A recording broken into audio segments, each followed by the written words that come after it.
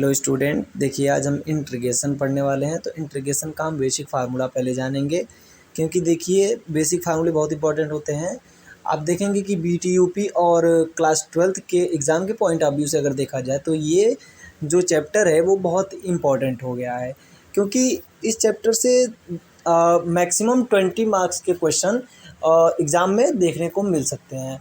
तो चाहे वो बीटीयूपी का सेकंड सेमेस्टर का एग्ज़ाम हो या फिर क्लास 12th का एग्ज़ाम हो, तो आपको ये चैप्टर स्किप नहीं करना है, आपको ये चैप्टर अच्छे से पढ़ना है। देखिए आज हम इसके बेसिक फार्मूलों को पहले बताएंगे, देन हम इसका कल से आपका क्लास स्टार्ट करने वाले हैं, जो कि तो देखिए जैसा कि आप लोग जानते हैं differentiation of 1 dx x d x differentiation of x जो होता है वो वन होता है, आपको पता होगा। तो जब हम 1 का इंटीग्रेशन कर देंगे 1 dx का, तो वो x प्लस सी के इक्वल आ जाता है।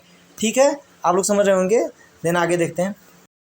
इंटीग्रेशन अगर 1 है तो उसका इंटीग्रेशन आपका x प्लस सी हो जाता है, यानी integration of 1 dx equals to x plus c. और सी आपका आपका सी देखिए यहाँ अचर पद होता है।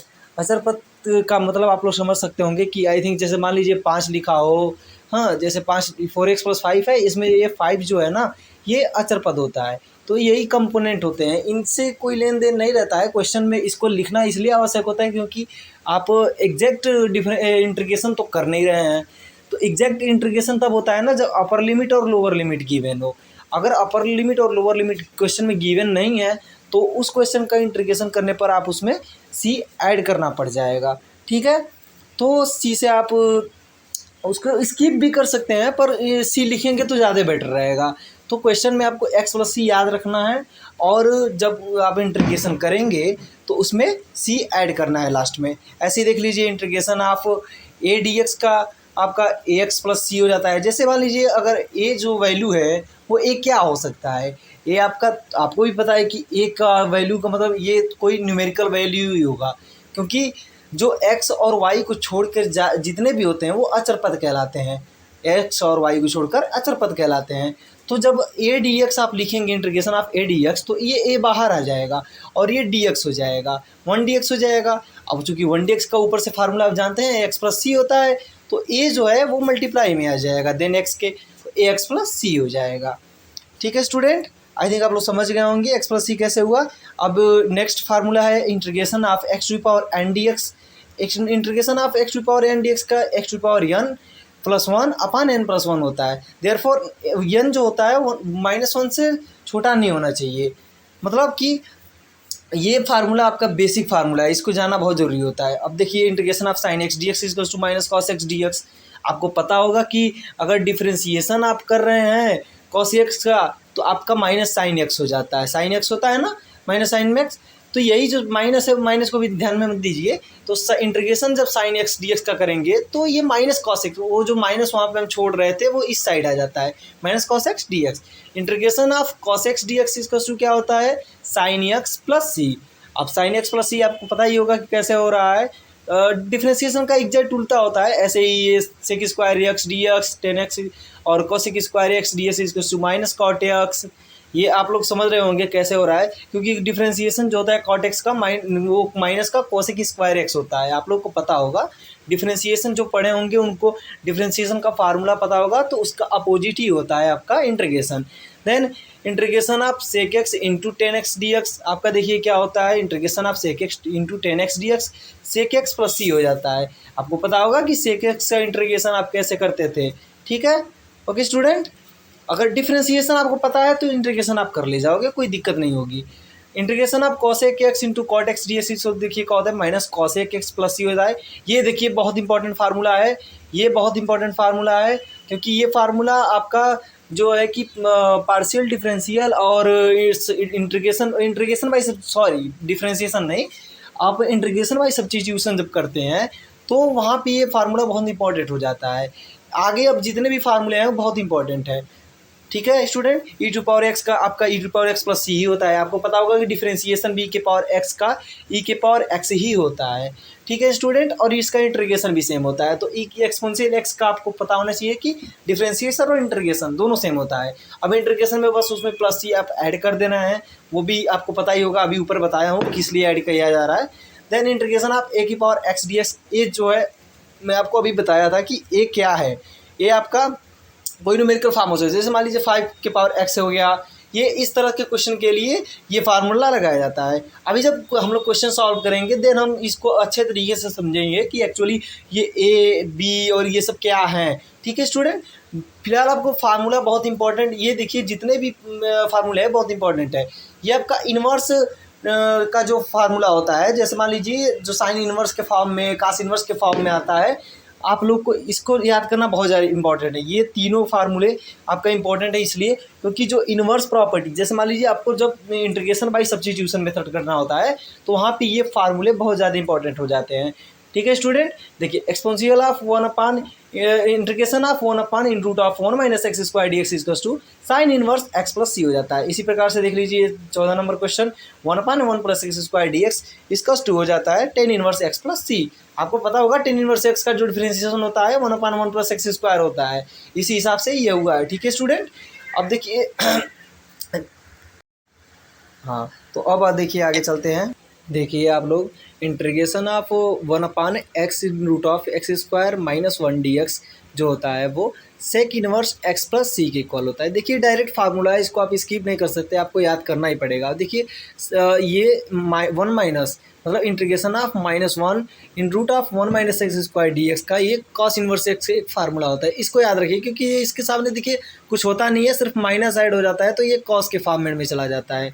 तो ये दो फार्मूले होते हैं साइन इनवर्स और कॉस इनवर्स पे। अब देखिए नेक्स्ट आप देखिए कि आप लोग को पता होगा कि डिफरेंशिएशन का डायरेक्ट फार्मूला होता है, जैसे cot x, tan x, sec x, इन सब का डायरेक्ट फार्मूला डिफरेंशिएशन में होता है। तो आप सोचेंगे कि क्यों इसका इंटीग्रेशन भी तो हो सकता है, तो ज़रूर हो सकता है, उसके लिए फार्मूला बनाया गया है। देखिए ये सब डिराइव करके फार्मूले निकाले गए हैं, तो हम आपको आज इसका डेरिवेशन तो नहीं करवाने वाले हैं क्योंकि डेरिवेशन आप सीख जाएंगे। फिलहाल आप इस फार्मूले को डायरेक्ट याद करिए कि integration of cot x d x होता है वो log mod of sine x होता है और साइन एक्स प्लस सी। तो ये माड जो है ना, इसको माड को आप स्किप नहीं कर सकते क्योंकि देखिए अगर माड में कोई वैल्यू माइनस में लिखी जाती है तो माड से बाहर जाने पर वो पॉजिटिव हो जाती है, इसीलिए हम माड को स्किप नहीं कर रहे हैं। और वैसे भी कुछ लोग लिखते हैं, कुछ लोग नहीं लिखते हैं। देखिए integration of tan x d x जो होता है वो minus log cos x plus c होता है। अब चूंकि आप लॉग की प्रॉपर्टी जानते होंगे, अगर लॉग में अगर माइनस या फिर आगे कुछ भी होता है वो उसके पावर के फॉर्मेट में चला जाता है। जैसे मान लीजिए -1 लॉग एक्स है तो वो आपका माइनस ऊपर चला जाएगा किसके, एक्स के, अगर यानी एक्स के स्क्वायर के फॉर्म में चला जाएगा, then log x to power -1 हो जाता है। अब चूंकि आप लोग जानते हैं कि एक्स टू पावर -1 या फिर 1 अपान एक्स के इक्वल होता है तो लॉग 1 अपान एक्स हो जाता है।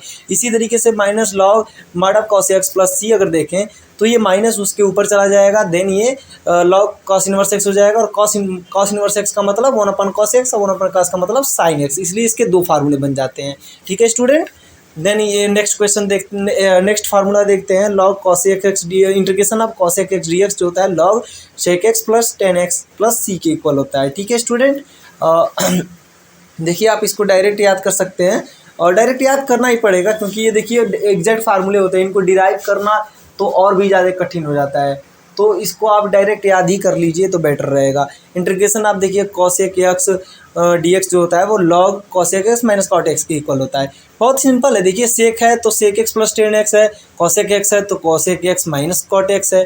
अब देखिए ये जो फार्मूले है ये मोस्ट इंपॉर्टेंट फार्मूले है। क्यों मोस्ट इंपॉर्टेंट मैं इनको कह रहा हूँ, क्योंकि देखिए आप लोग को पता होगा कि जो इंटीग्रेशन बाय सब्स्टिट्यूशन मेथड में ये कोई सारे फार्मूले आपको देखने को मिल सकते हैं।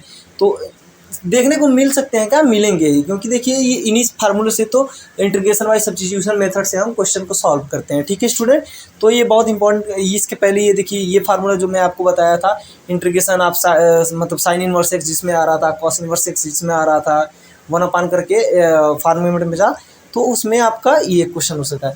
देखिए ये क्वेश्चन मैं आप लोग बता रहा हूँ integration of 1 upon 4 plus x square. अगर इस तरह से क्वेश्चन गिवन है तो आप क्या करेंगे, आपको तो पता था कि 1 प्लस एक्स स्क्वायर का वैल्यू जो होता है integration of 1 upon 1 plus x square का वो आपका टेन इनवर्स एक्स होता है, लेकिन अब 4 दे देगा तो आप कैसे करेंगे, तो उसको आप इस फार्मूले के जरिए कर सकते हैं। यानी integration of 1 upon a square minus x square जो होगा वो sine inverse x by a plus c के इक्वल होगा। ठीक है स्टूडेंट, नेक्स्ट देखिए आप इंटीग्रेशन ऑफ -1/a² - x², ये आपका cos inverse x/a plus c के इक्वल होगा। पता होगा आपको, अगर माइनस लग जाता है 1 के ऊपर तो ये आपका फॉर्मेट चेंज होता है, साइन और कॉस का फॉर्मेट हो जाता है। अभी इसके पहले भी मैं आपको बताया था कि कैसे चेंज होता है। ठीक है स्टूडेंट, अब तीसरा इसके फार्मूला देखते हैं।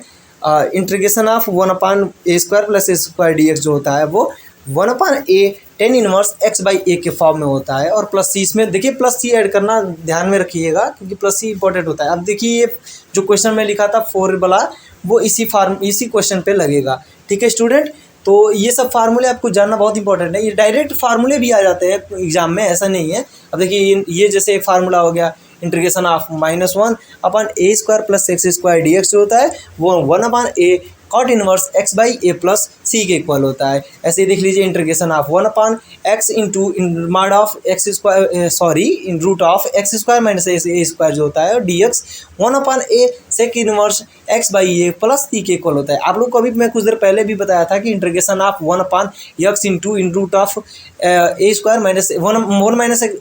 - जो होता था वो आपका सेक के फॉर्मेट में होता था। तो इसमें देखिए 1 की जगह पर बस a² जुड़ गया है और इसका फॉर्म चेंज हो जाता है। ठीक है स्टूडेंट, अब देखिए ये फार्मूला आपका cosec inverse x/a plus c आ रहा है। ऐसे ही देखिए आप लोग को ये फार्मूले एज इट इज़ पहले रटने होंगे। अगर आप इस फार्मूलों को नहीं याद कर पाएंगे, नहीं उनको मतलब लगाना जान पाएंगे कि कैसे कहाँ पे किस फार्मूले का यूज करना है, तो आप क्वेश्चन को सॉल्व नहीं कर पाएंगे। मैं आप लोग को यही सजेस्ट करूँगा कि फर्स्ट ऑफ ऑल आप इन सारे फार्मूलों को अपने कॉपी में नोट कर लीजिए और इनको देखते रहिए। मैं इसको टेलीग्राम ग्रुप पर डाल दूँगा और डिस्क्रिप्शन में इसका लिंक है।